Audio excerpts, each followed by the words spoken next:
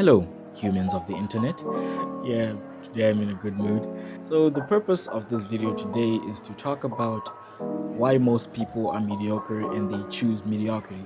Because the other day I was just chilling in my room and reminiscing on the past, and I realized that most people choose mediocrity. That memory that made me realize this is when I was in school and everyone in my class, almost everyone in my class, strove for a B or a C, and a very select few of students wanted like the A star. If you're a JCSC student, you know what I'm talking about. And we both know those students is probably like those top performer nerd guys who wanted to get those high marks, right? And it just hit me that people like being average. So I want to start the video off with a quote by Tim Ferriss. It goes, "It's lonely at the top. 99% of people are convinced they're incapable of achieving great things. So they aim for mediocrity. The level of competition is the fiercest for the realistic goals that you actually want to achieve, paradoxically making them the most competitive." This quote kind of ties into like the first point that I realized, and which is that the world kind of pulls you into mediocrity. Like everything nowadays in our society nowadays is very easy to access. I can have food, virtual sex, and be entertained by just one click away, bro. And like this kind of forces us to be just stagnant in life. Like if you had everything that you desired, would you want to go out to the world and do things? Fuck no, you wouldn't want to do that because you already know that, hey, what's the point? I got food. I got that chick from Blade Runner. You know the fucking cool AI thing. Like, bro, that future is actually near because like I was reading an article about how AI is now being your virtual girlfriend, and I'm like, grab your trench coats, guys, and stop looking sad all the time. And then when you have everything at an easy access to you, you then become like the rest because literally I can tell you that 99% of people are not like us, bro. Like let's talk face to face. See, I'm even close to the camera. Like, bro, you and I are literally better than 90% of people on this planet because I'll tell you this: most people are okay with watching movies all day, eating junk food, not reading, and like this actively seeking discomfort helps us get more in life and actually setting us apart from being mediocre, if you get what I mean. Because let's look at the people who are tough, right? Like David Goggins, for example. He actively seeks discomfort, and then now he's a fucking millionaire.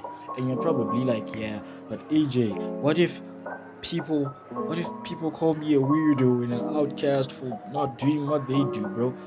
Like, intrinsically, we both know that you, deep down in your soul, that you don't want to be them.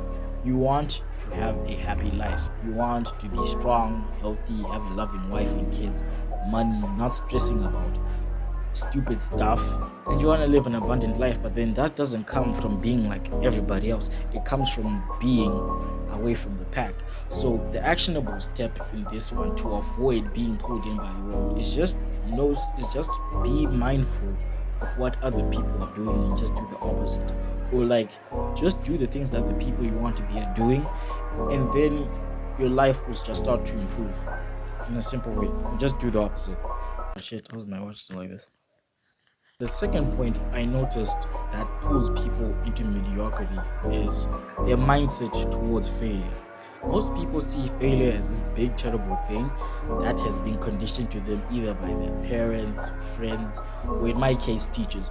Then failure is not bad, it's actually good because the way I see failure now, as I've grown up, is that failure is just a way to learn, right? Because look at the greatest people who've ever lived in history. They have failed at some point before they made that big achievement in their lives. I cannot think of an example now, but I know the guy who invented the light bulb, was it the light bulb?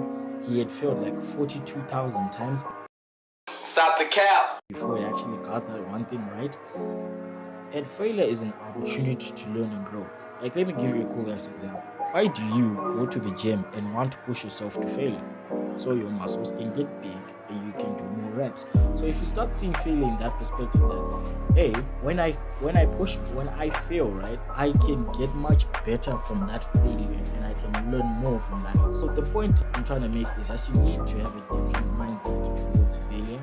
You need a different mindset towards failure and see failure as just a learning curve to become better. Because like the more you fail, the more you learn, and the more likely chance you have to succeed. Damn, I'm starting to sound like Alex and Mosey, bro. Like, been practicing my speech, bro. So the last point about being mediocre is about sitting and achieving your goals. So I came to this realization that you and I, we have the same goals. We all want money. We all want that banging wife. We all want that house in the Maldives. Like we basically all want the same things: money, status, fame, women, shit like that, bro. But then my question is, how come some people achieve the goal and some people don't? Because like, yeah, writing the goal down does help you achieve the goal. It's kind of like your guiding North Star. But then I don't think that's a guarantee for you to achieve that goal of yours, if you get what I mean.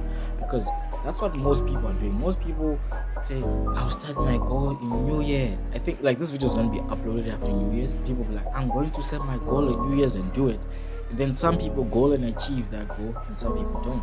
So what's the difference? And I think it's the way they approach the goal. So like, if you don't know, I'm a Christian, and in the Christian community we have this term that we use whenever we're caught between a rock and a hard place, right? And we ask ourselves, what would Jesus do? And it kind of gives us like, kind of puts us on the spot, telling us, hey, if Jesus was here, what would he do? And conclusion that you come upon, you just do. And it kind of helps you to become more Christ-like.